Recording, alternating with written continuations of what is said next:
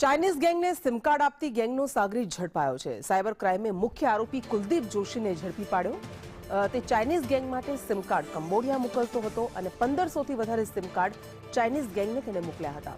આરોપી દુબઈ સ્થિત બે એજન્ટ્સને સિમ કાર્ડ મોકલતો હતો। ભાવેશ જોશી અને નરેન્દ્ર અખાણી નામના આ બે એજન્ટ્સ કે જેને તે સિમ કાર્ડ મોકલતો હતો। એક સિમ કાર્ડનું તેને 1200 રૂપિયા જેટલું કમિશન મળતું હતું। કૌભાંડમાં મોબાઈલ સર્વિસ કંપનીના એજન્ટ્સની પણ ભૂમિકા સામે આવી છે। સિમ કાર્ડ એકત્ર કરવા માટે એક આખું સુવ્યવસ્થિત નેટવર્ક ગોઠવવામાં આવ્યું હતું। ચાઇનીઝ ગેંગના ભારતમાં અનેક સક્રિય એજન્ટ્સ છે।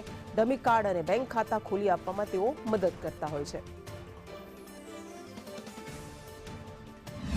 દુબઈ આ સિમ કાર્ડ પહોંચતા હતા એમાં બે આરોપીઓનું નામ છે ભાવેશ જોશી ઉર્ફે લાદેન અને એક નામ છે કનુ વારાહી।